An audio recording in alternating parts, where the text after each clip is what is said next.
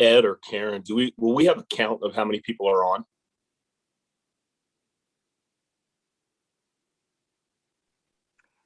In the Zoom, I can see that there are 48 attendees. I don't know how 52. I don't know how many are watching on YouTube. Okay. Yeah, but I'll hop over to YouTube and see.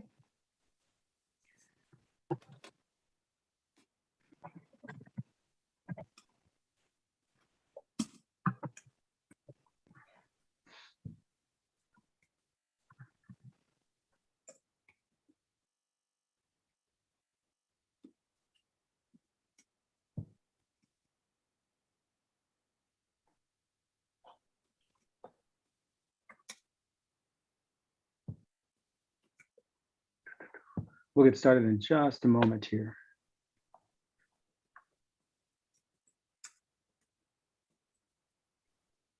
You can start whenever you're ready. Okay, we're live, right? We're recording? Okay. All right, good. Well, let's go ahead and dive right in. So thank you, everybody, for tuning in to the conversation that we're going to be having tonight. We have some information that we want to share directly with everybody, and then the bulk of the time tonight is going to be spent taking a look at and responding to a lot of the questions that we have gotten over the past several weeks. And so what I'd like to do first is, as we dive right in, do some quick introductions. So first, this is going to be kind of a facilitated dialogue. And I'm going to have the two folks who have graciously agreed to come in and be our moderators for this conversation introduce themselves first. And so let me turn first to Dot Roach, who's in my screen on the top left. Dot, why don't you go ahead and introduce yourself if you could.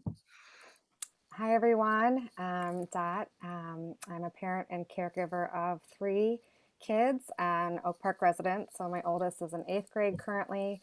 And then I have a 5th grader and a 3rd grader as well. And I'm glad to be sharing this virtual space with you all tonight.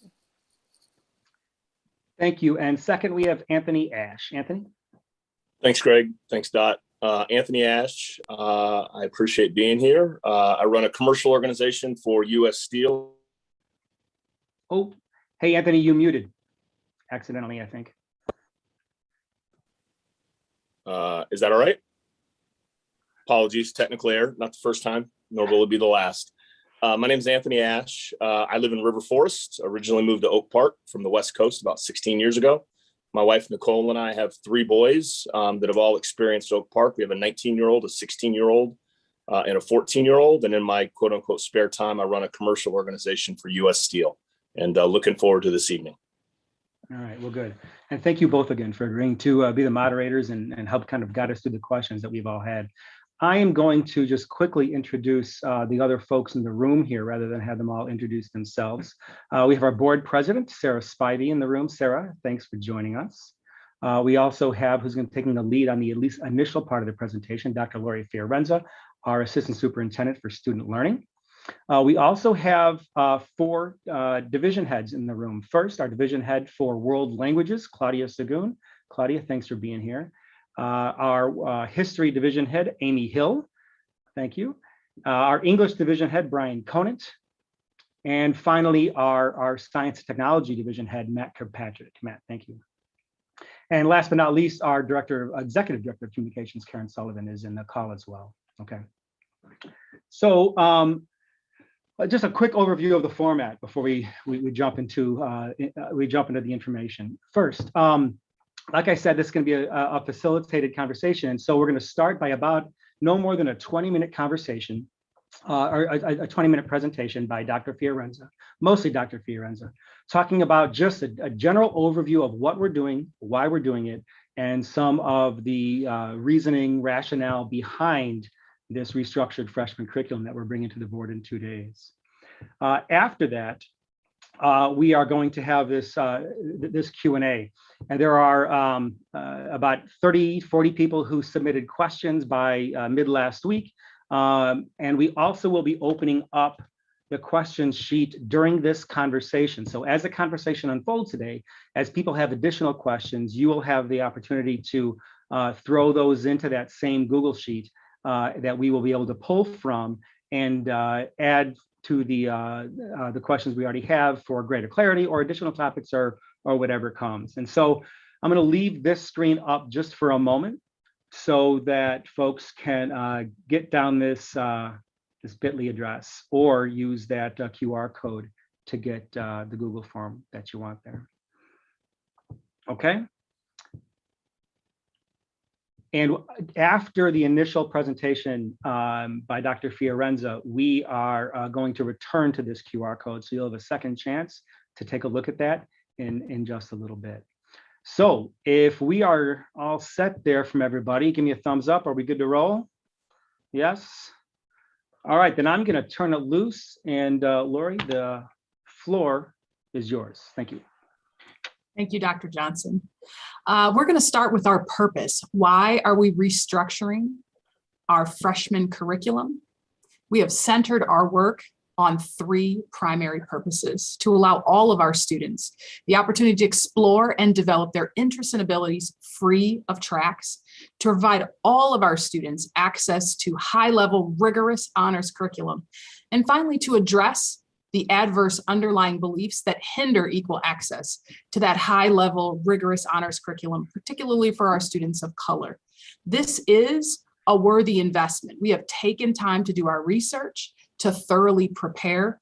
We have talented and dedicated teachers committed to this work, and we have multiple components in place already to ensure the success of our restructured freshman curriculum. So exactly what would these changes look like? As you can see here, in grade 9 on the left, this is our current flow. We currently have transition courses, college prep courses, and honors courses. Transition courses are primarily for students who are below grade level and in need of an intervention or additional support class.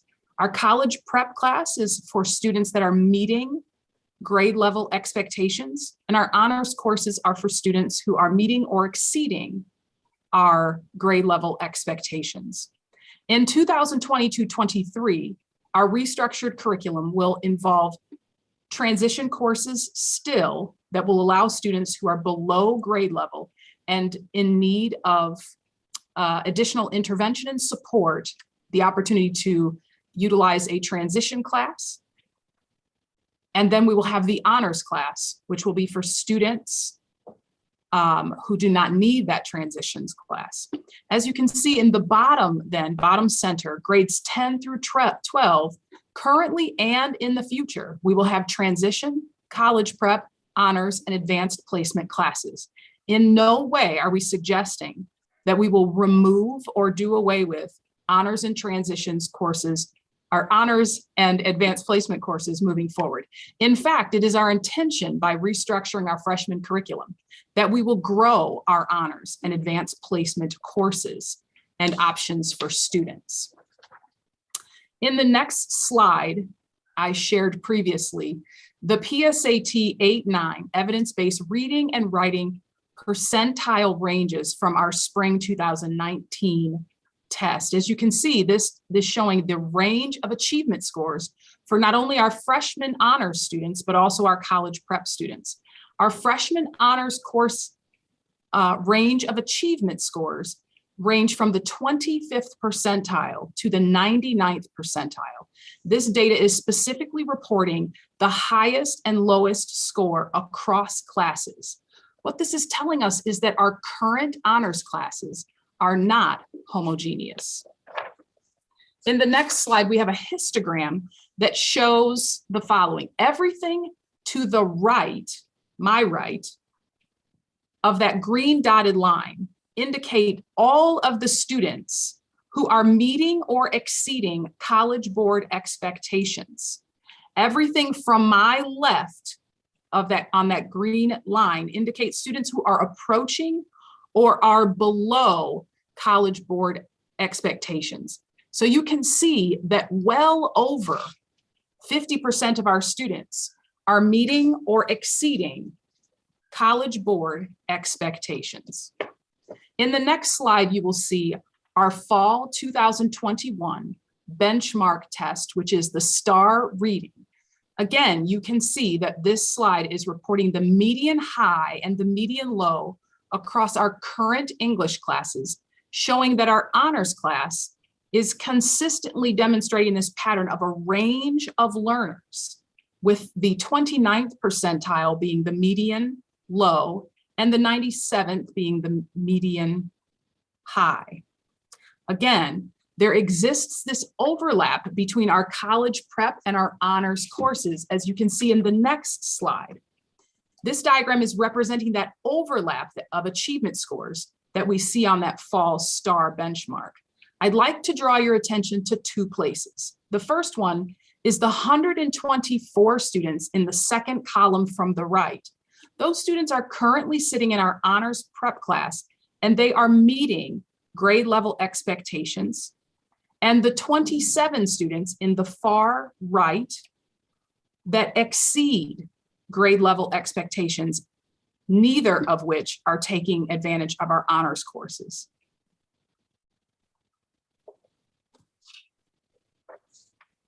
In the next slide, we have our timeline showing that we have not undertaken this work lightly, but we have intentionally invested 5 years to prepare this work to be done well.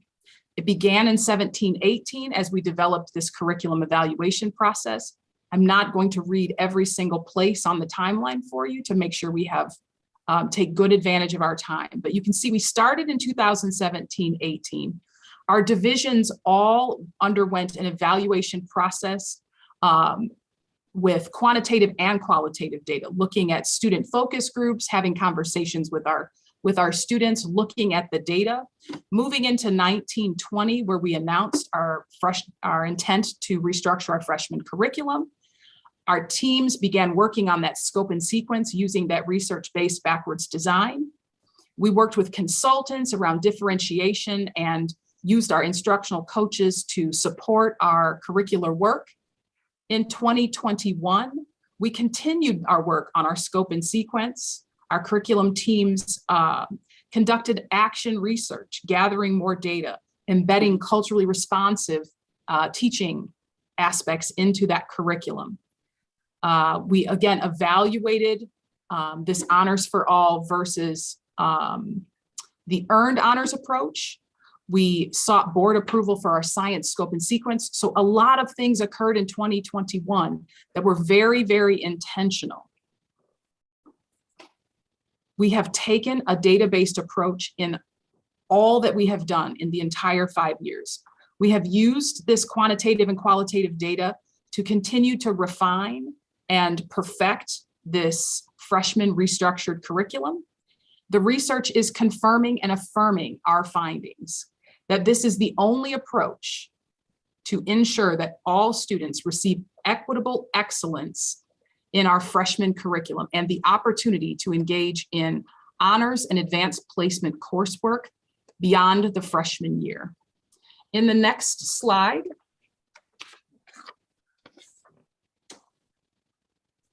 the research pointed us to some key challenges to consider, and it also provided us some best practices to consider.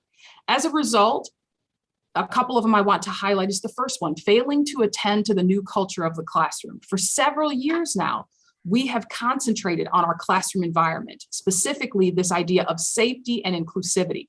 We've done a lot of work around restorative practices, restorative environment. We have still more work to do, but we have been doing this for almost 2 years now.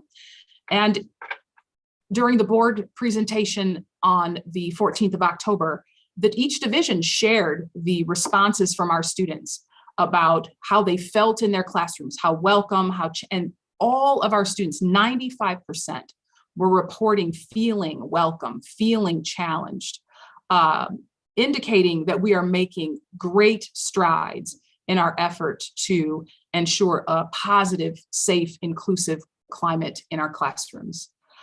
Next, the third bullet down, reverting to old practices, or this idea of retracking if we detrack our curriculum. So we particularly paid attention to and moved away from the earned honors so that we did not recreate a tracked system within our detracked courses. And we moved to honors for all to ensure that that did not occur. Failing to attend to our teacher learning throughout the process. We have an intentional and strategic professional development plan that we have been working on now for a little over a year and a half. The next bullet, failing to develop adequate and responsive student support structures. We currently have a number of support structures in place, and we're going to continue with the lowering of our class sizes and exploring how to embed an enrichment period for all of our students. And finally, the idea that we would have to work through the challenge of moving too soon. We've spent 5 years preparing to restructure our freshman curriculum. We even took a risk and paused for an entire year, holding off our implementation. And we believe that we are ready to roll out this curriculum in 2022 fall for all of our freshman students. In the next slide.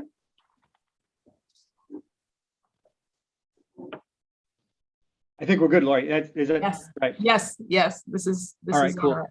We're going to turn this over now for the Q&A. And as we do that, actually, I'm going to I'll leave it to Dot and Anthony to let me know which slides you want up and how you want to handle these slides, if at all. These are just some of the common themes from questions that came out. So it's turned over to you all right now, and guide us from here. Thank you.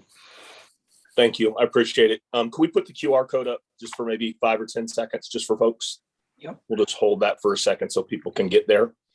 And then I think the previous slide that was up that's got some of the themes, Dot's going to go in those in a second. But so go ahead and put the previous slide up. So thank you again to everybody in the community that's carved out the time to join us this evening.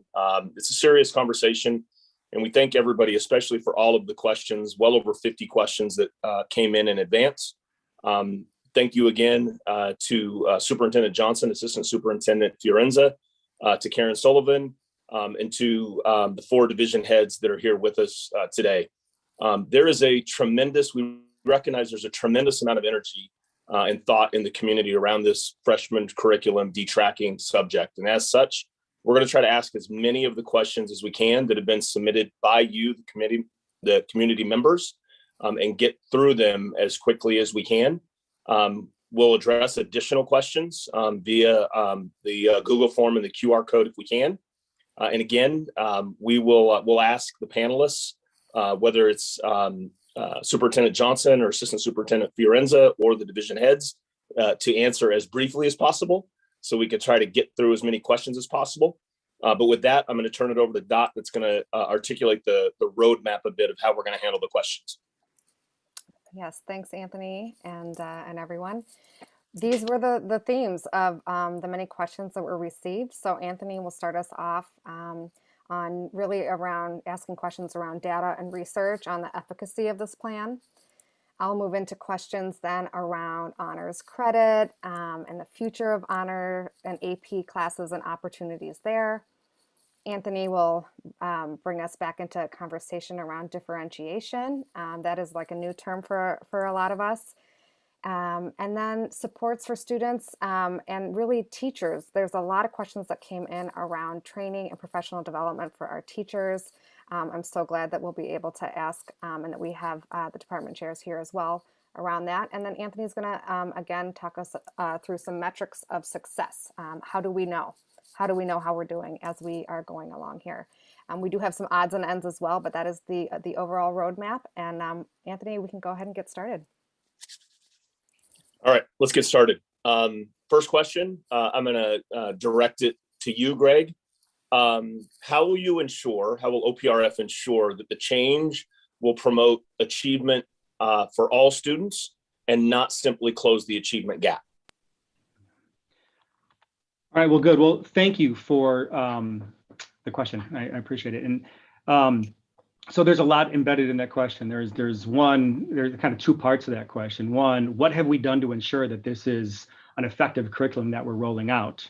That's a question, that part of it that I think I want to have Lori and the division heads talk to quite a bit as we go through. But I think there's also another part that speaks to the achievement gap itself and the research base behind this that helps to explain what student outcomes we're really looking to realize as a result of a change like this. And so I'm going to skip through some slides. I put together some additional slides based off of these themes, and I'm going to kind of go in and out of them as the questions that you throw out dictate.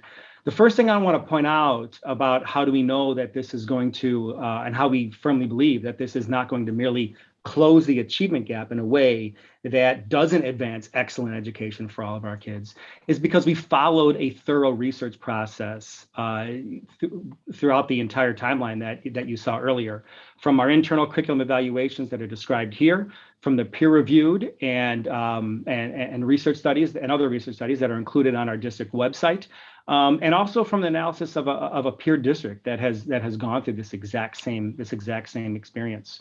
And so I just want to highlight that on our district website, for those of you who haven't had a chance to see it, we have a freshman restructuring page that highlights a variety of research that really helped to anchor our thinking about this path forward for our students.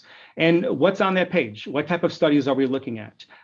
First of all, we're taking a look at longitudinal studies that take a look at the progress of students over time for how they have achieved throughout a long educational span. You'll see those on the website. We have international studies that talk about the effects of ability grouping on our students. We have a thorough case study of a school in California that has done detracking work on the website. We've done a meta-analysis, we've looked at a meta-analysis of 15 specific studies, all that looked at different levels of detracking implementation to help kind of determine the efficacy of what those outcomes are. And what we really see when we take a look at those studies is something that is consistent and clear. Number one, this path forward can help us to raise the level of achievement for students who have otherwise not been engaged in honors level curriculum, who wouldn't otherwise be engaged. That is crystal clear from the research, and it's pretty unambiguous. Secondly, when we implement this well, and we will implement this well, the students who have been high performing throughout these other school districts have continued to thrive. And here at OPRF, we absolutely believe that that is still going to be the case because we have followed a thorough process to design, and we will follow a thorough process to implement this curriculum. I want to draw your attention to one of these studies in particular that leads us to believe that this is the right path. For completeness, I've drawn your attention to this study here by Rui. And you'll see that this is a good summary of the themes that I was just illustrating to you. The idea that those schools, this is across a meta-analysis, took a look at 15 different studies. You see that, that two common themes pop off right off the bat. There are appreciable effects on low ability student achievement, i.e. students who would otherwise have been in low ability classes, and no effects on average and high ability student achievement, i.e. those students who were still producing really well will continue to thrive in the system. And that continually has been our contention. And so this slide here really reiterates what we want to see, what we plan to see, what we will see at OPRF down the road. This is our conclusion from that research, and it's our commitment moving forward. Our highest achieving students will continue to thrive. Students who have traditionally been underrepresented in honors and AP classes will realize academic gains. And all students in grades 10 through 12 will now have equitable access to the rich, diverse, and rigorous curriculum that we should come to expect from OPRF. And so why and how do we believe that this is the right path to go? Because the research guides us there. Because the research tells us that this is the right way. And we followed that research as we've gone throughout our implementation process. I want to talk a little bit about one school, but I think what I'm going to do right now is, Anthony, pause and kind of let the questions guide us that path, okay? Yeah, I think that's a great idea. So I think there was some evidence and some information there on how we got here. And there are, for all of the community members that are there are some themes and duplicate questions. Obviously, many folks in the community had similar questions. So I'm just going to tag on to the response that you just made and hopefully ask you to kick it to the division heads. How will we ensure, once implemented, that the new model that correctly addresses the lower performing minority doesn't end up disadvantaging or harming the highest performing minority? in the implementation. Sure. Yeah, and the answer to that is in the quality of implementation. So I think I will turn that over to division heads, just like you've said. And Lori, I'll let you kind of guide how you want that to unfold. Take it. So I think there are three key ways that we will make sure that what we implement allows all of our students to thrive. The highest achievers, students that are at grade level, and students that are approaching grade level. And the way we do that is, one, all of the curriculum that the division heads will speak to in a moment has been aligned to the highest standards. We have also provided and put in place numerous supports and enrichment for students at each level to ensure that all students get what they need, not just in the classroom, but outside of the classroom. And then finally, we have a data strategy plan that allows us to not only evaluate at the end of the year, but monitor on an ongoing basis throughout the school year to ensure that we are meeting our high-level goals and that students are achieving with the markers of our key performance indicators all along the way.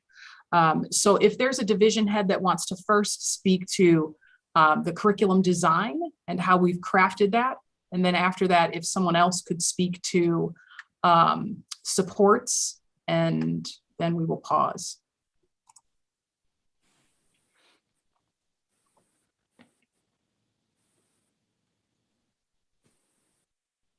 I'd be happy to speak to curriculum design, at least in the English division. And again, as I said at the board meeting a while back, I'm brand new to this position.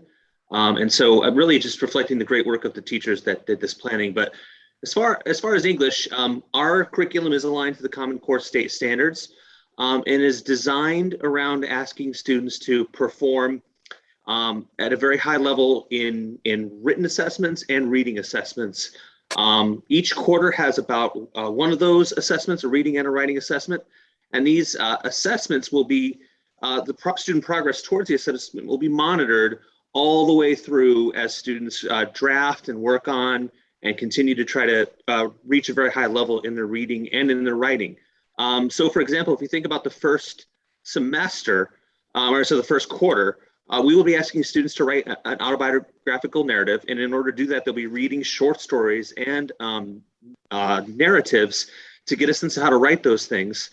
And then they'll be practicing the skills of developing a theme, of characterization, of organizing their writing, of employing a variety of narrative techniques, and the language and grammar pieces that need to be in place in order to write that well. All the way through. That'll be checked very often by teachers so that we can continually improve their performance before that final narrative is turned in for their quarter. The same process for the second quarter, which addresses an extended definition. And there are 9 components, including developing a thesis, topic sentences, commentary, conclusion, developing an organized piece of writing, and really focusing in on language and style. Thank you, Brian. I'd like to add that in the history division, we followed a similar process. Our course is aligned to the College Board AP historical thinking skills. And I could repeat or reiterate some of the same ideas that Mr. Conan just did. And I think I want to just build off that a little bit and say, in addition to having kind of a rigorous and differentiated way of assessing students using rubrics that are skill-based, but also require kids to apply the content that they're learning, we also find it really important to ask good questions. And having a really compelling question that frames a unit or a lesson provides a lot of access for kids, regardless of their prior experience and their level of preparation. And so having those really good questions and having rich resources that kids then explore as they begin to develop answers to those questions is part of how we assure that we're going to offer something that kids will find challenging regardless of their prior experience. similarly, also in world languages, we also changed to the World Readiness Standards for Learning Languages. And throughout all of our languages, we have common themes. And this provides teachers an opportunity to speak with each other and coordinate. While they're learning different languages, they're still learning about the same themes. So more better, higher level strategies can be implemented in the classroom. I think if sorry about that. If I was sitting at home right now, I'd probably want to know, do we have any practical experience with something similar to this?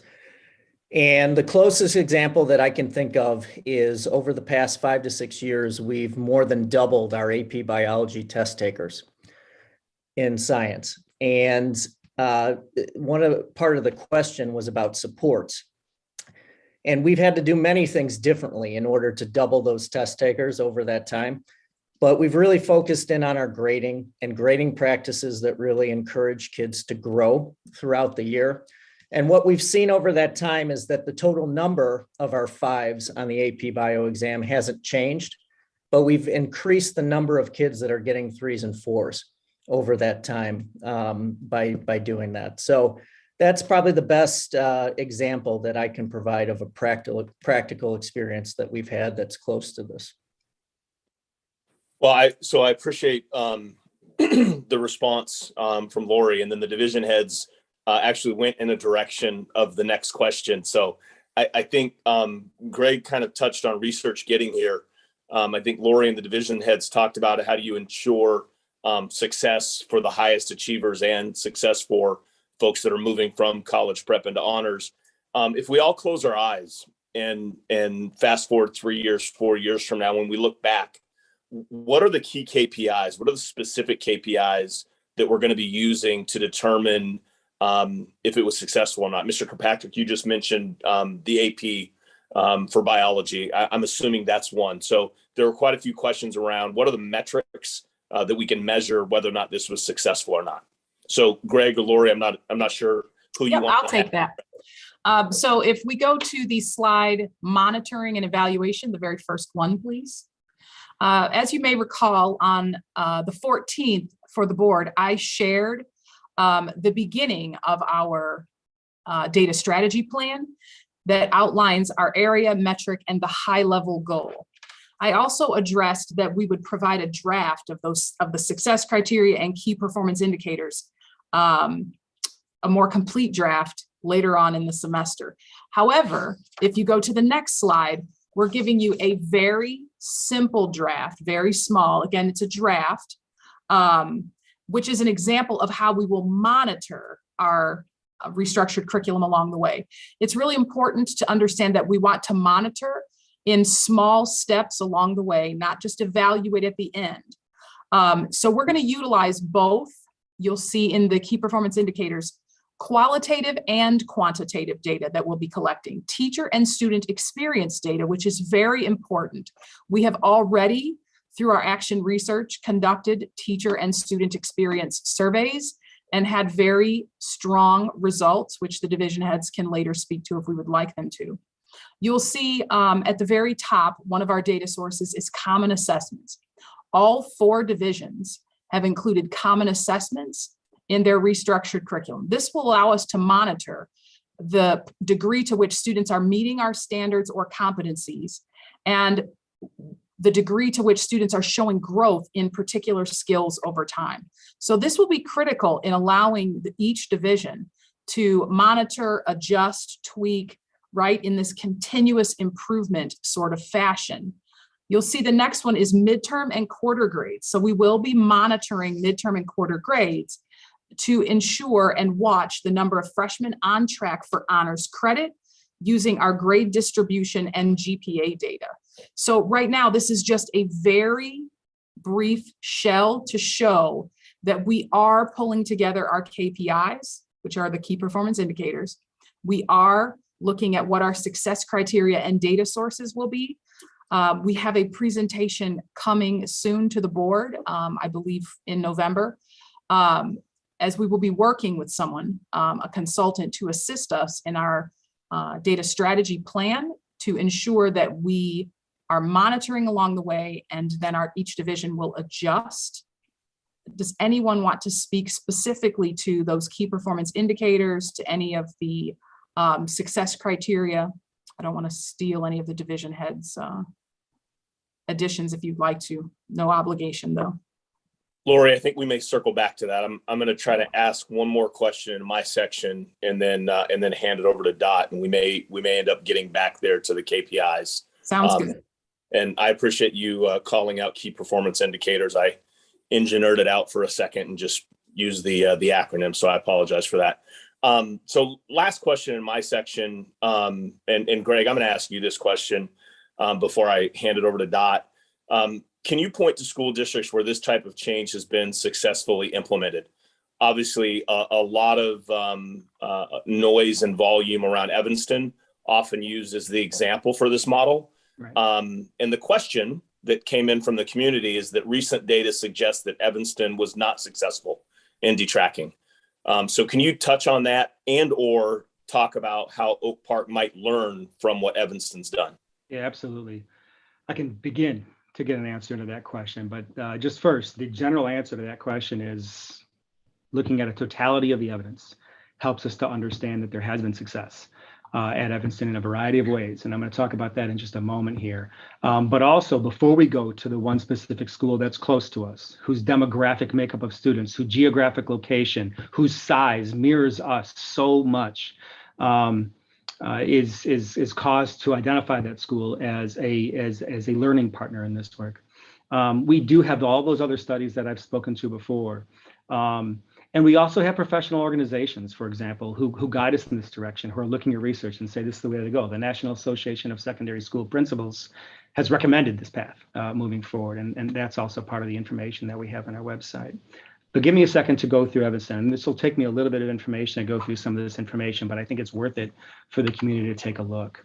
So when Evanston Township High School District decided that they were going to go into a restructured freshman curriculum, they did so. The first freshmen to experience this were the freshmen in 2012, 2013, the year before you see data here. The first time that any juniors took the ACT, which is the metric that you see reflected here, is this middle year right here, 2015. Why am I showing this data? Because Evanston put this forward as their KPI. They put this forward as one of their metrics to measure progress.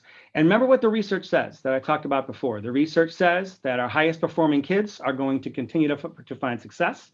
And students who have traditionally been less likely to enroll in honors and AP courses will see steady gains. We can draw no solid conclusions from this graph. I want to be very clear. You have 1 year that is prior to any implementation, 2 years post-implementation. But you have the beginning signs that during these first 2 years post-implementation, these students right here, again, were the first students who were in a detracked freshman curriculum.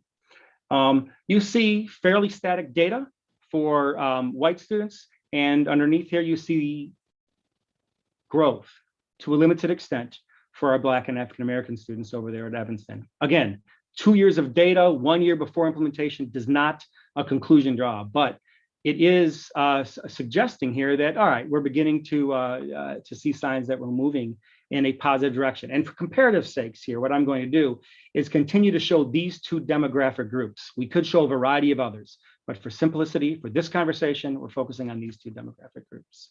Okay, keep that 2015 year in mind, okay? 2014-15, first year that juniors had gone through this changed curriculum. Some of you may have seen this slide. This is easy to pull up because this is on the state report card. And this is designed to show achievement gap information, the source of one of your questions before, Anthony. And that's kind of this measure here in the center of this graph. So ignore the top and the bottom. What you see really quickly is this achievement gap that expands a little bit, all right, here and decreases here. But before I kind of get into how to kind of take a look at this, I just want to explain that what we're looking at is what happened in the state of Illinois. After 2016, the 15-16 school year, the state of Illinois said no longer will every single kid take the ACT. We're now all taking the SAT. And so we had to kind of change how we were kind of measuring our overall success using standardized achievements. And so that's what you see here. All 3 years, of course, are post restructuring. And so in order to make this kind of clear, what I've done is parallel to the earlier slide, just taking a look at a simple line graph for how this goes. What do we see? Well, we don't really have a comparison for the SAT this first year. ACT and SAT, two completely different metrics, so you can't compare percentages on one and the other and say that they're equivalent.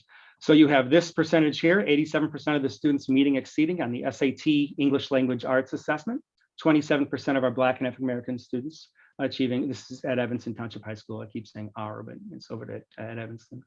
And then as you move into the second year, a bit of a drop off for both demographic groups. And as you go into the third year, a tick up for Black African American students and an 8 percentage point drop off on in this last year. When you take a look at this kind of in whole, you see kind of holding steady, slight rising achievement, and you have much more variable data here. And the key on this data slide is this year right here. This is key, right?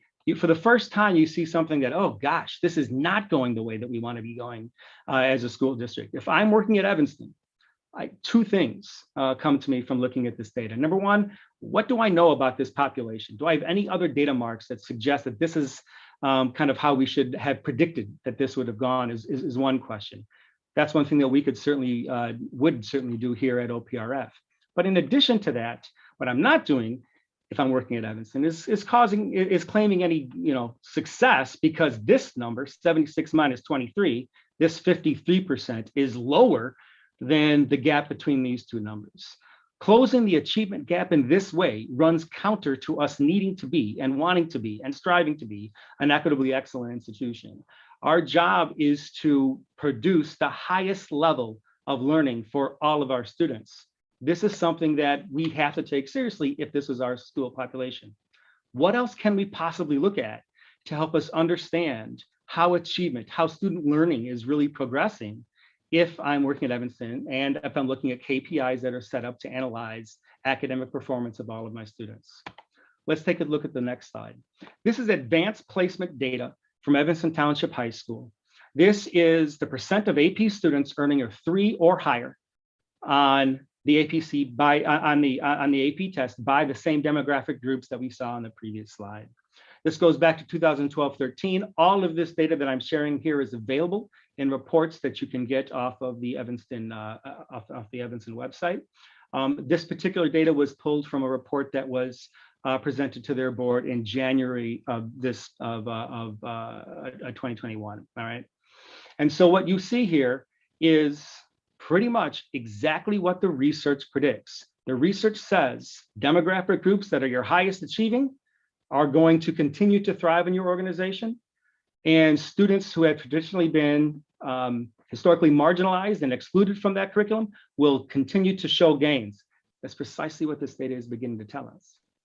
Except on some level, you see a big uptick in this 2020 year. Just like we saw that anomaly on this slide and this slide when we saw that drop off, I think we have to be cautious about taking a look at this big gain in 2020. It's 1 year.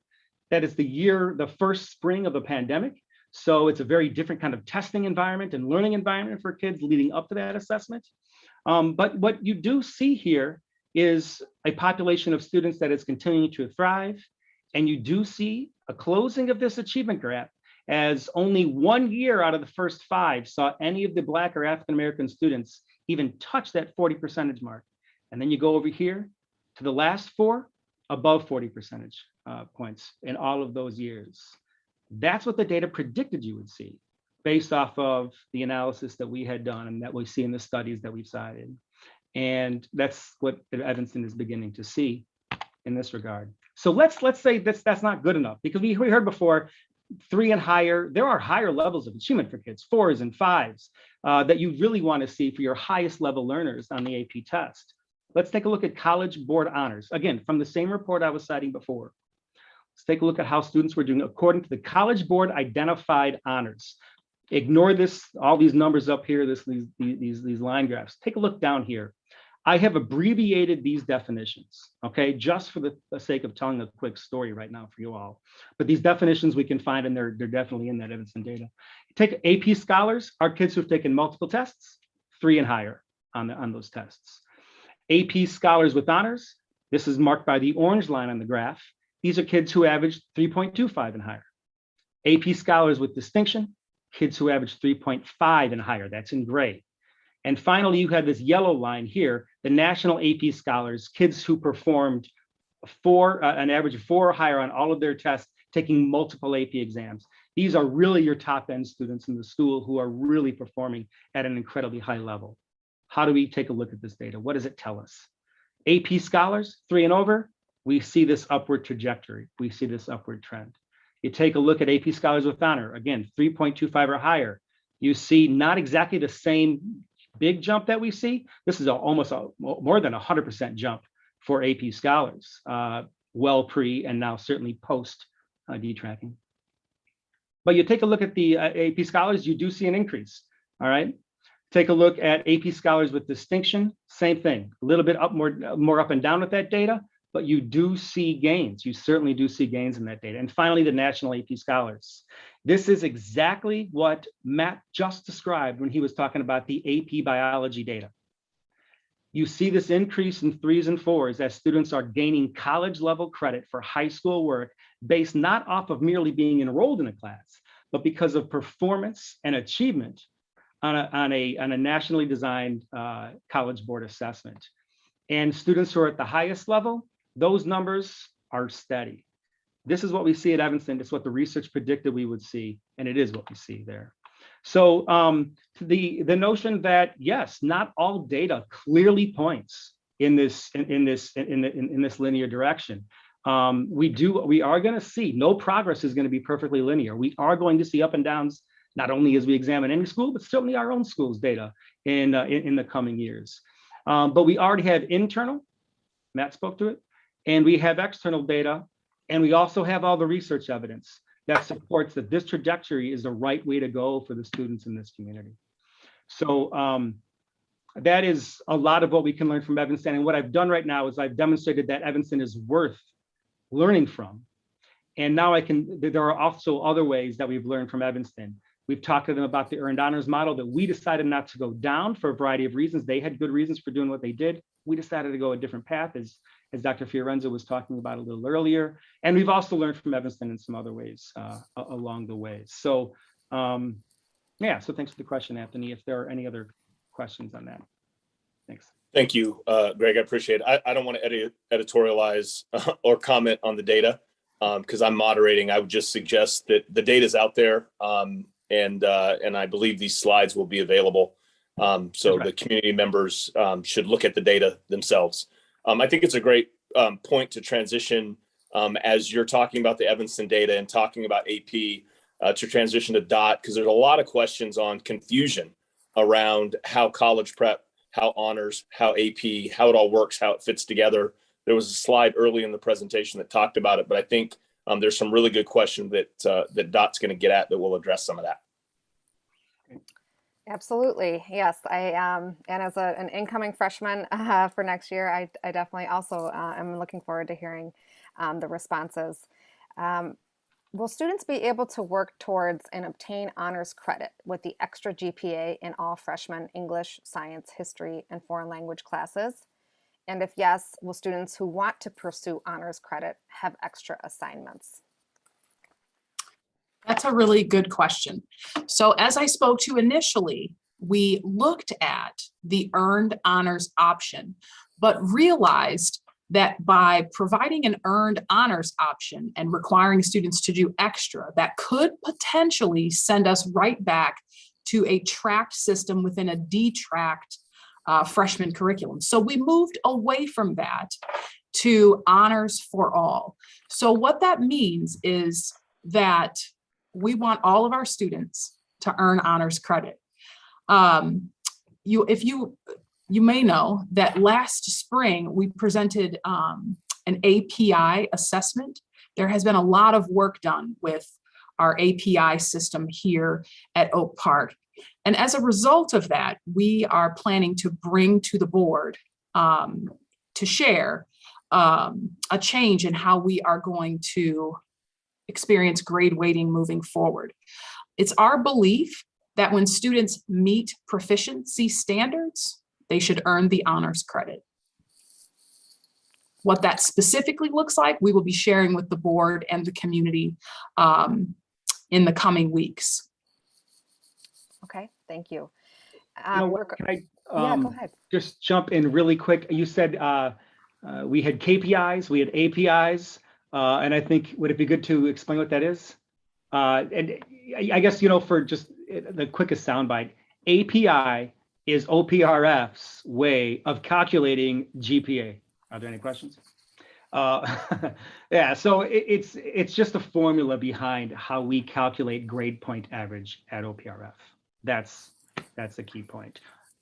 So thanks. Good. Yeah, we'll look forward to learning more about that and exactly what that proficiency looks like in terms of getting and obtaining the honors credit. Another question was around this transition, going from the 9th grade, where we have the transition courses and the honors courses, going into 10th grade. How do students qualify for honors and AP for sophomore year? And will students still have the option to take AP tests?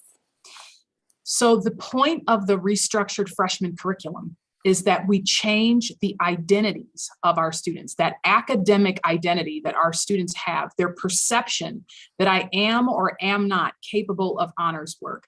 What we want to do is expose all of our students to honors work so they will see themselves and expect themselves to achieve at high levels, so that at that sophomore, junior, and senior level, we fully expect those students to then select into honors and AP.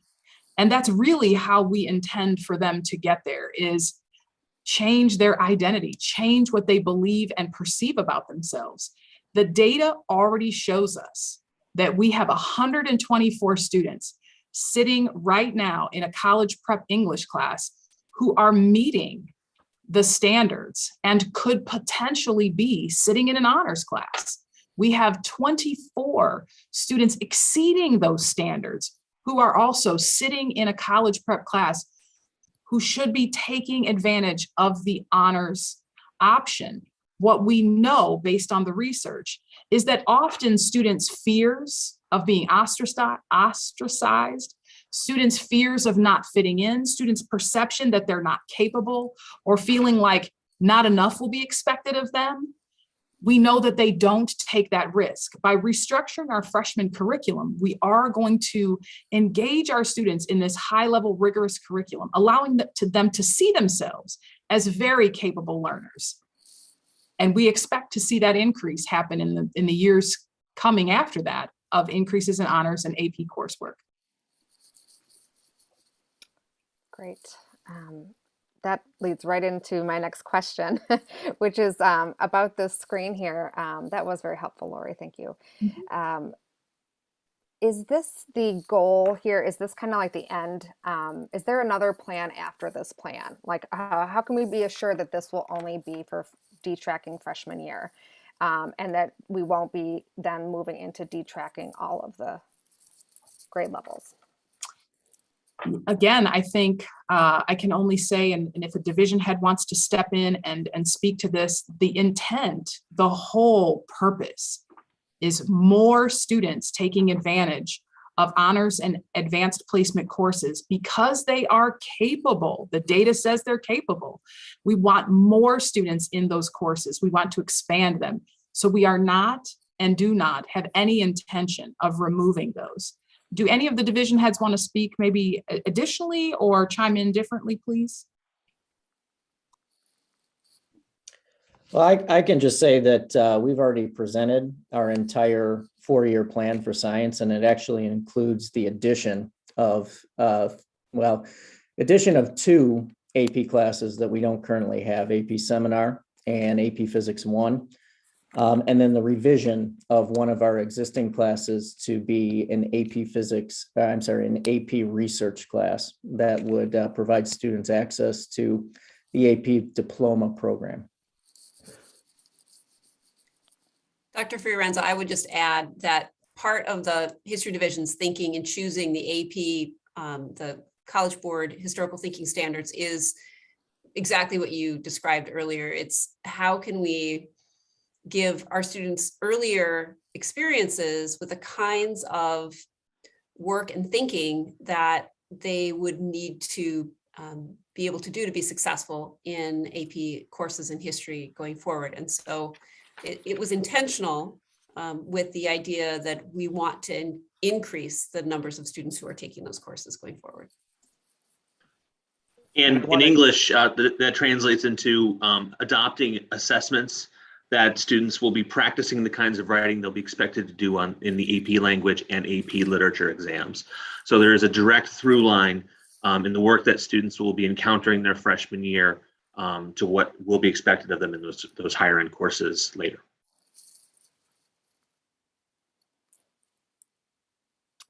I appreciate all of these thoughtful Can I responses. just also sorry. add, oh, Claudia, you go, and then Go I'm going ahead. to chime in. Go ahead. Thank you. In world languages, the majority of our freshmen enter either in second year or third year, and those levels end up in AP Spanish, or the highest level of Spanish.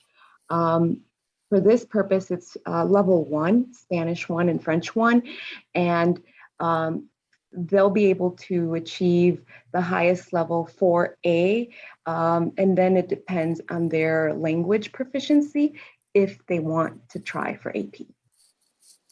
Mrs. Roach, could I ask Claudia? Claudia, could you elaborate a little bit more so that if a student is coming to Oak Park already having experienced a foreign language, are we saying that they would start at level 1, or do they have options for honors when they first come? Could you speak to that?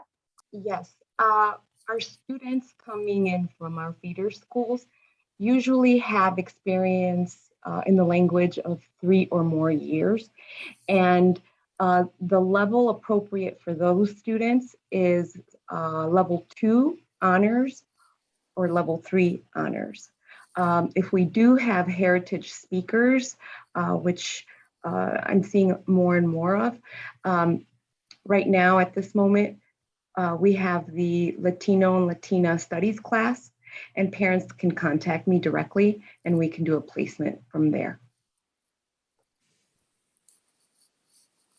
Yeah, the only thing I want to add for, Dot, you didn't ask this question exactly this way, but I do want to be clear that kind of maybe an implicit subtext to your question is there any plan with what we see in orange to detract this and do what we're doing in the top right with what we see all here in orange? All right. And I remember getting this question 2 years ago, and the answer is no.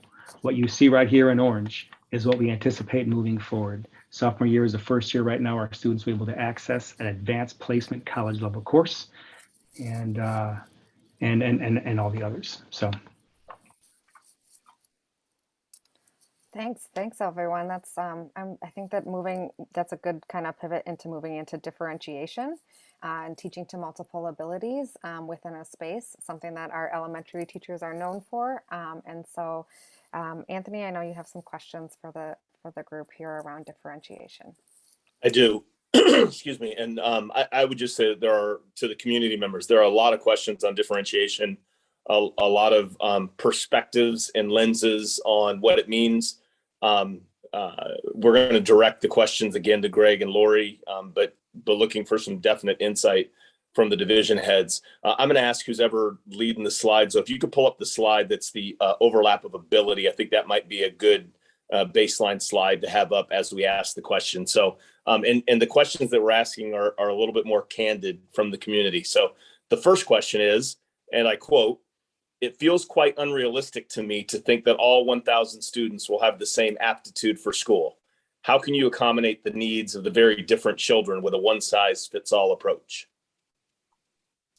Thank you for that question. I think if you do go back to, let's just pick our STAR, our 2021 STAR assessment from the fall benchmark. Yes.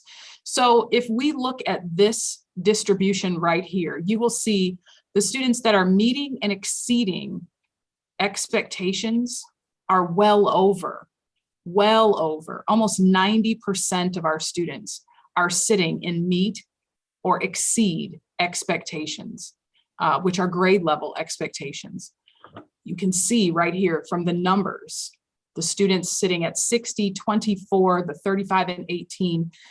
Those are students that we would look more closely at to see what level of support they need, whether that's a transition class. One data point isn't enough. We are going to look at all of the data points to determine the best support for our students.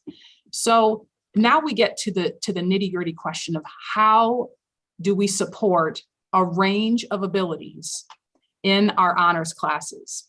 Again, we can see right here, the yellow, the gold is a range of abilities already existing in our honors courses that our teachers are working with right now. Mr. Kirkpatrick already identified that our teachers are currently differentiating for a range of abilities. I would be remiss to say they won't continue to work and differentiate for a range of abilities.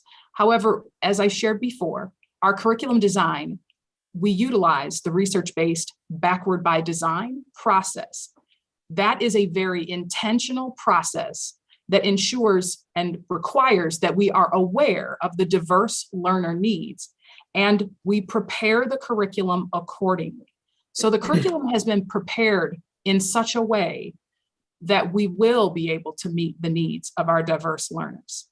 I think Mr. Kirkpatrick and several of the division heads shared in our last presentation, and then I'm going to turn it over to them, that we cannot say that this is going to be easy. Anyone who's in education understands that differentiation is challenging.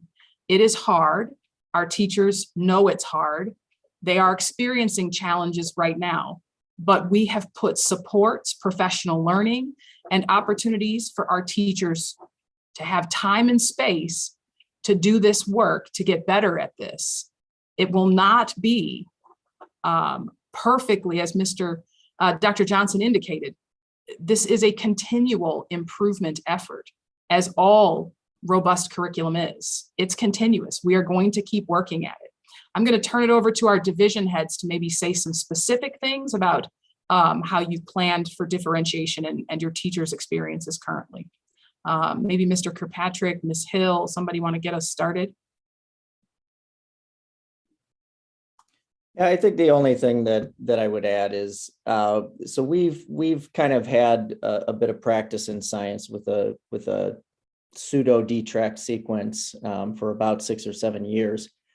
And one of the things that we've learned over that time is that it's really the amount of time it takes each of our kids to hit our benchmarks and not necessarily that they don't hit our benchmarks. So that's why we focused a lot on grading practices that encourage and reward growth and really push kids to participate in that growth process. So when we look at like the data from our pilot curriculum, pilot projects with this new curriculum this year, we're finding that nearly all of the kids by the end of the unit are meeting our expectations or hitting our competency levels. But they aren't all there at the beginning. And our teachers, have to work with them and really apply feedback, individualized feedback to each of those students to try to move them to the finish line. So I think that that's been the key thing that we've learned, is that time is really the variable that we experience. I would add that another, not to be too heavy on the acronyms here, but another approach that history teachers have begun to experiment with is something, I'm not sure they know that they're doing this, but they are. It's called Universal Design for Learning. And the idea is you make things accessible from the get-go. And one way to do that with text is when you provide a text that you're asking students to read, you provide sort of a companion audio file of that piece. And so it's available for everybody. And so you might have a student accessing it across the range of reading levels for various reasons. It may be that it's a reading that has a lot of difficult vocabulary in it, and hearing it read aloud while they are also reading along is the support that benefits a lot of students. in understanding that text better. And so that I know that there are also, supports for students, differentiation, teacher preparation are all some of the themes. That is one that kind of hits all three, and that our teachers have had the opportunity, because of this distribution that you're seeing in the overlap of achievement scores, they've had the opportunity to really think about how do we provide access to this curriculum for all the students who are sitting in front of us right now. And that's just one way that we've been trying to do that. In languages, what this looks like is we have 4 skills that we measure, and that's reading, speaking, listening, and writing. And at the end, I'm going to throw another acronym. Our summative is an IPA, which is an integrated performance assessment, and it's broken down for each skill. But before getting to that point, the teacher can work with the students to see which skill they need the most practice on through the formatives before reaching that final summative. Mr. Ash, I just want to cycle back very quickly to say that one of the misconceptions is that differentiation is just about giving a student something different. And that isn't what differentiation is. You heard Mr. Kirkpatrick allude to it, you heard Ms. Hill allude to it, and now you've heard Ms. Sagoon allude to it. It's this idea of knowing where our students are relative to learning and mastering a given skill. And if, as the teacher, I know where my students are in a given skill, then I adapt my teaching, I adapt whatever it is I need to do, whether that's give students more time, whether that's have a one-on-one conference with the student to ensure that the student moves along in their learning. It's formative assessment, it's good feedback. And as Mr. Kirkpatrick alluded to, this is where the challenge comes in for our teachers. Not that our teachers can't do these things, they do them all the time. It's the amount of time it takes to do that with the students, which is one of the key reasons that we are moving to lower our class sizes so that teachers will more readily be able to get to that one-on-one opportunity or small group opportunity. Additionally, I want to point out that one of our initiatives is assessment, and the whole initiative really centers on facilitating and rewarding growth over time, so that regardless of when I accomplish the skill, the point is I accomplish the skill. So as Mr. Kirkpatrick said, if I come in August and I can already do skill A, it's no less celebratory than if I learn the skill at the end of September. As long as we're learning and growing at our own pace, that's what the key is. So that really, it helps us to distinguish that differentiation. We're not just speaking to handing kids different things. It's really knowing our students. Yeah. Can I give an example of what that might look like in English? When it comes to the freshman curriculum, we've adopted a portfolio model, which means that we are collecting student work throughout the year, and work may be revisited throughout the year. So if a student turns in a narrative at the first quarter, and that student has really struggled with even a concept like subject-verb agreement, but throughout the year they continue to practice that skill to the point that they have reached competency, or even mastery, the teacher may invite them to go back and revise the narrative, earning a higher score, but also feeling that sense of accomplishment that I've learned this and now I can apply it to old work, which really is how the writing process works. It's more authentic, it's more meaningful, it's grounded in growth. Thank you for that. So I had a whole bunch of questions in the differentiation section, but the way that folks answered them addressed many of the questions. I'm going to ask one more question, and so again, Lori, I'll send it to you, and then I'm sure you're going to send it to the division heads. Lots of questions that came in from the community that were extremely empathetic of, or showed empathy for our teachers at OPRF, particularly coming off of the pandemic. So I want to preface the question by saying that lots of community members concerned about what teachers have gone through in the last year and a half or so. Having said that, one of the questions, and again, I quote, and how can teachers reasonably be expected to teach students of vastly different abilities in a single class without some students getting bored to death and others being in over their heads? Lori, I'll hand it to you, but I'm sure you're going to hand it to the division heads. So I just have one really quick statement before I turn it over to the division heads to speak to exactly how that's happening in the classrooms. If we go to even the prior slide, we do not have vastly different achievement scores. They are not vastly different. There is significant overlap. We are talking about that green dotted line to the left, my left. That's the percentage of students that are not meeting expectations. And we would be examining and reviewing these students, the data, we would be having conversations about appropriate placement for these students. But again, we do not see a vast difference in our students' abilities. So if one of the division heads wants to kick it off, please, about how your teachers are currently working with heterogeneous honors classes. How are they faring? What are their concerns? And how are we supporting them? I'm gonna, before you kick it, I apologize, just a time check for all the panelists and the community members. We have 20 minutes left.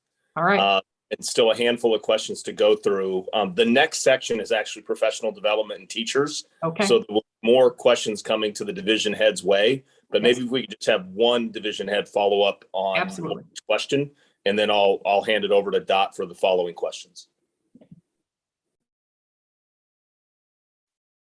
Someone want to kick that off? One of our seasoned division heads?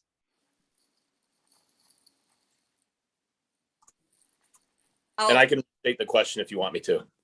I think I got it. How can teachers reasonably be expected to teach to a range of students without some being bored and others being over their heads? Mhm. Okay, so I would go back to what I said earlier as one example, and that is by structuring units and lessons around things that are compelling because they're relevant, because students are able to connect.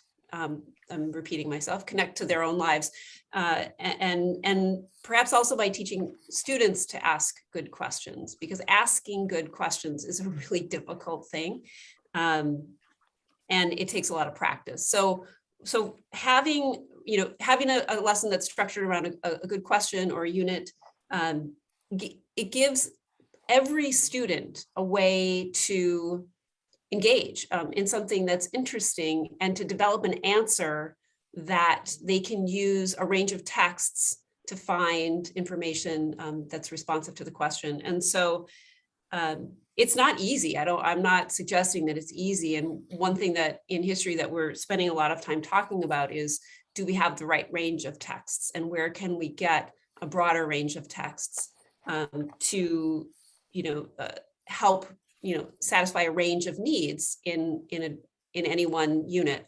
And so that is a work in progress, but it is doable, it is possible, and we expect we won't always get it exactly right.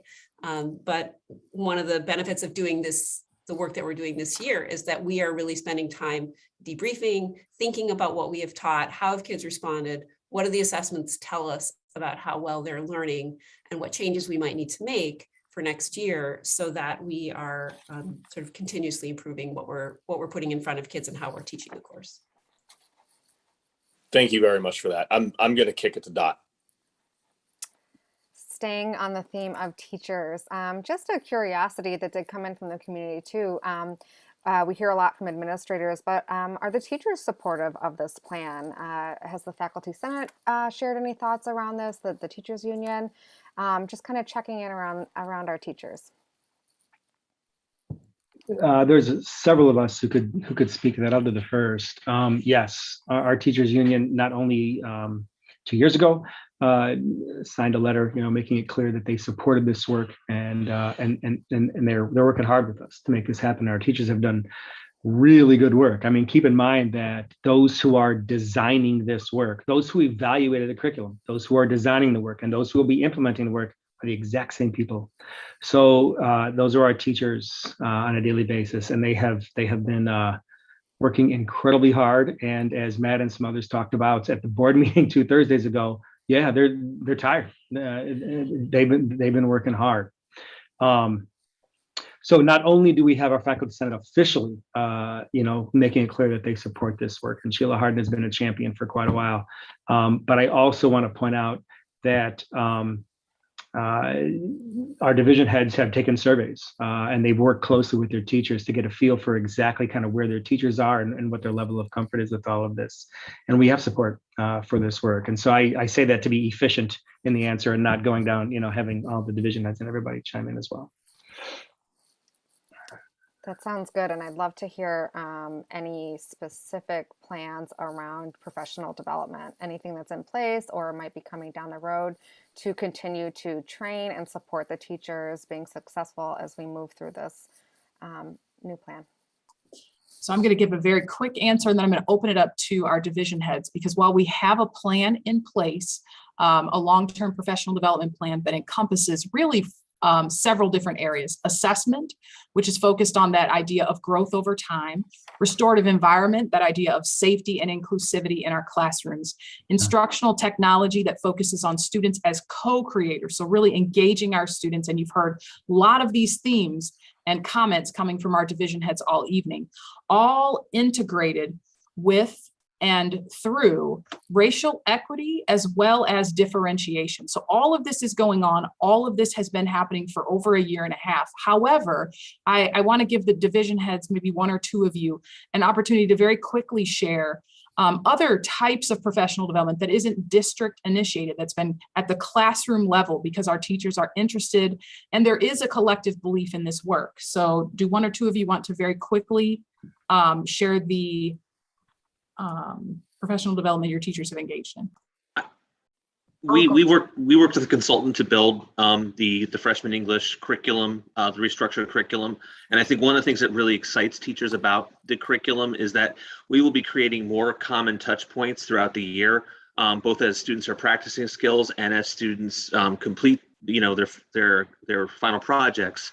And that will give teachers a chance to check in with one another, share best practices, share what worked, share what didn't work, and support one another next year, and then on and on and on as we continue to improve this curriculum.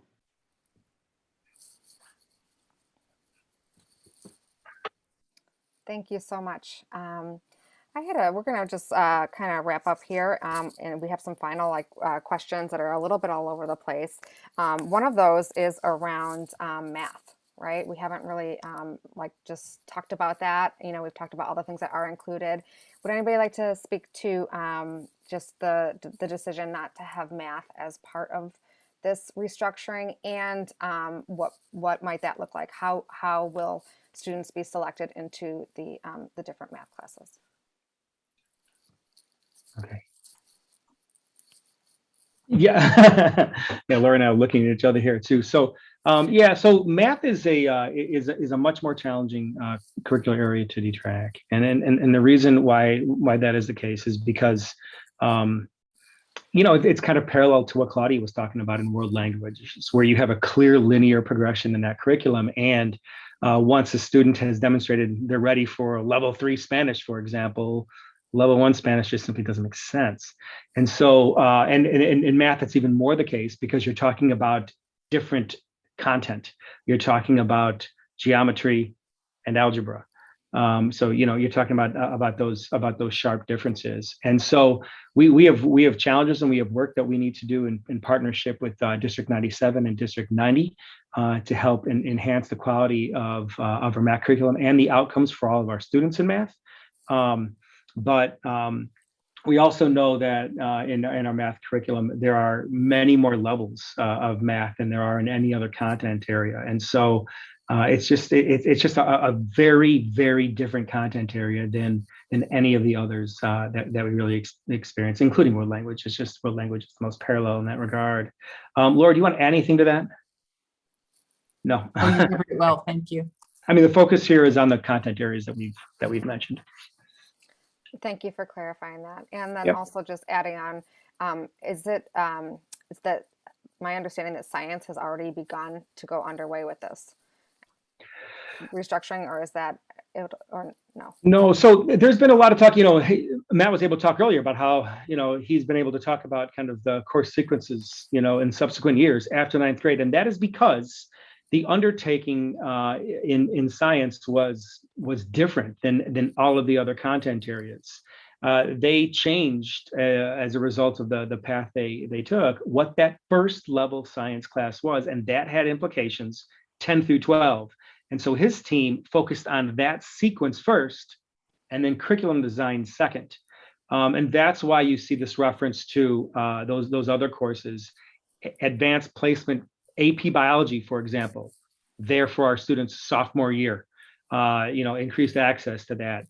Matt talked about additional AP courses to others that would be added to that curriculum. And so that is different. And the reason why there's this impression, I think, in some folks that they started earlier is because in order to do that gargantuan task of resequencing science 9 through 12, they had to ask for approval a year earlier, and we got that from the board so that we would know going into this year that it was worth that 9-12 that 9-12 resequencing. What we're talking about the other content areas is freshman specific, right? And I want to be really clear about that. And Matt, if I've misspoke or anything needs clarity there, please chime in. But I am not saying by that there is any level of detracking 10 through 12. The answer that I gave earlier is absolutely still consistent here. We are not detracking 10 through 12. College prep courses will exist in that way. So, Matt, I don't know if you need to chime in. I'm guessing not. No, we good? That was helpful, Greg. Thank you for clarifying that. Yep. We'll go ahead and give it back over to Anthony to bring us home. I'm sure, Anthony, you have a few more questions here before we wrap up our evening. But yeah, thank you so much. Yeah, thank you, folks. We do have 10 minutes, and so we're going to try to get a couple of questions in, and hopefully last question, maybe end where we started. Full disclosure for all of the community members that are on, there's a number of questions around indicators for success that have come in from the community. I'm going to skip that question because a number of folks have addressed it. And I think it was Lori that said that they're presenting to the board relatively soon to discuss what those metrics could be. But I think we heard things like AP test. We heard things like AP level 3, AP level 4, AP level 5. We heard things like ACT. We heard things like SAT. Those will clearly be in the thought in terms of metrics. So we won't, we'll skip those questions if we will. There was a really good question that came in around partnering with middle schools. Are we, or how are we partnering with middle schools to make sure that students are ready for this single rigorous high level curriculum as they come in to OP as ninth graders?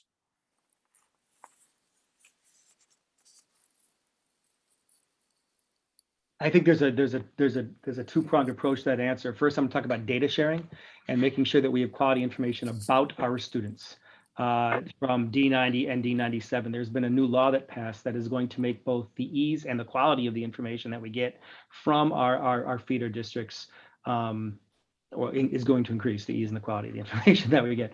And so we are right now in the process of developing IGAs, intergovernmental agreements with 90 and 97, several emails every week, but trying to go through that process to make sure that we have everything that we need so that we can help to kind of guide our students, not only upon entry into the school, 8th to 9th grade, and make that transition as smooth as possible, but also helping with kind of information, a holistic data set about who our students are to guide our process throughout their educational experiences here in this district. So that has been really a game changer to us. And 90 and 97 have been actually very wonderful, open thought partners with us as we're in the development process for that IGA. So that's a big deal. As far as the other part of that, which is not just like the quality of information that we get in, but curricular areas, I'm going to pass that over to anybody else if they want to chime in on that piece. Okay, Lori or the division heads. I would say holistically from the district to district, there has not been specific curricular alignment, if that's what the question is alluding to. Have we aligned our curriculum to their curriculum? That has not necessarily been the case. I think what Dr. Johnson indicated relative to the data sharing and getting of information, that has been a positive just in the 2.5 years I've been here, very positive shift and move. And we anticipate that really supporting our decision making. Would any of the division heads, particularly Claudia or Amy or Matt, have any additional conversations or anything you can add to any work you've done with either of the feeder schools? Pre-pandemic, I used to join the world language teachers at their January meeting, in both districts, just to review updates on our curriculum and incoming freshmen. But after the pandemic, it's hard. Our scope and sequence revision team did a review of the middle school content sequences as they move towards the proposal of the phys chem first, then biology second. And we've actually had, interestingly enough, at the teacher level of the middle schools, many reaching out to us and informally articulating with our teachers about various different things. But mostly around next generation science standards and ways that the middle school teachers in science can best prepare their students to be successful when they get here. Thank you. Thank you. Okay, I'm going to ask two more questions. One question and then the close. So there were a number of questions that came in around college admissions. And so as a father of a college student and a junior who's starting to think about colleges, I'm going to try to paraphrase them and ask the question this way. Greg and Laura, do you believe that the freshman detracking will help, hinder, or be neutral to the opportunity for OPRF seniors to get into the best and brightest of colleges moving forward? I'm happy to start. I think that this will absolutely help all of our students with their post-secondary endeavors, whether that is college, whether that's a career.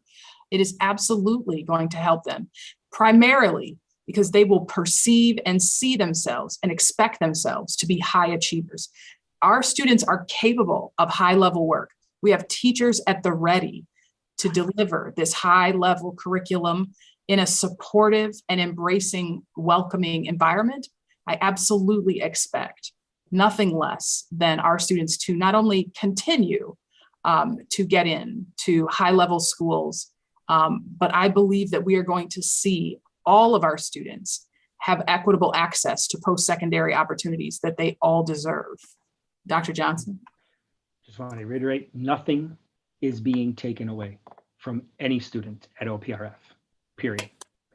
Every student who is enrolled in an honors experience right now at OPRF or had been in previous years will have access to an honors curriculum, freshman through 12th year. The number of AP classes, the classes that colleges really like to see kids taking because it's a sign that they are taking the highest advantage of the rigor that's available to them here, those classes are increasing at OPRF in subsequent years. And so also, I will say, because of the increased diversity that we will see within the courses that we do offer here, the diversity of thought, therefore the quality of thought, is also something that is going to increase in our courses moving forward. There is nothing we're doing that is going to be taking away from any student at OPRF. So our students will be just as well positioned and better positioned for a college experience than they've had previously. Well, I think Lori and Greg both took away the need to ask the very last question in the way that you answered the college admissions question. So I appreciate that. With a couple minutes left, I just want to do a few thank yous before we close. So again, for all the community members, I think there were, I think Karen said there were over 100 people on the Zoom and YouTube. So thank you for carving out time in your evening. Over 200 people now. thank you for carving out your time, sending the questions in advance.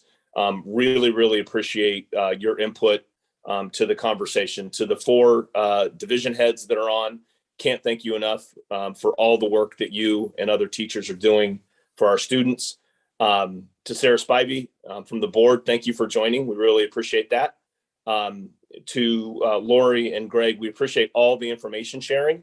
I think I've been getting texts from folks in the community during the call, so I think people will be very interested in taking a look at the deck and taking a look at the data, which was clear and concise. And so they very much appreciate it. So thank you to you two.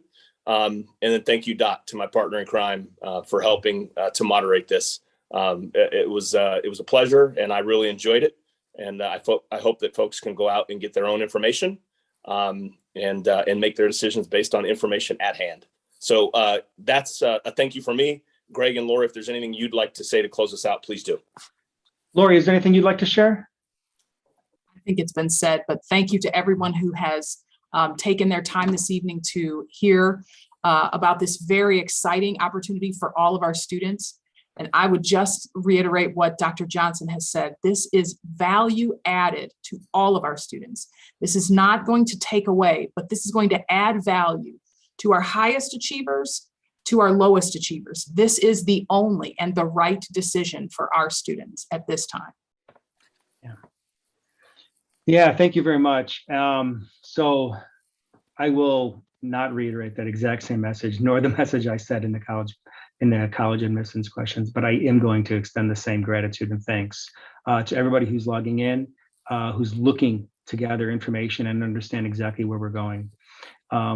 We take the leadership, this whole team takes the leadership of this incredibly impressive historic institution incredibly seriously. And we see research out there that tells us that we can see real gains for students who have traditionally been excluded from honors classes, while at the same time allowing and ensuring that the students who are in our honors and AP classes, our highest classes, can continue to thrive. How do we not take that step? How do we not bring that to the community and to the board and say, this is a good path for us to take?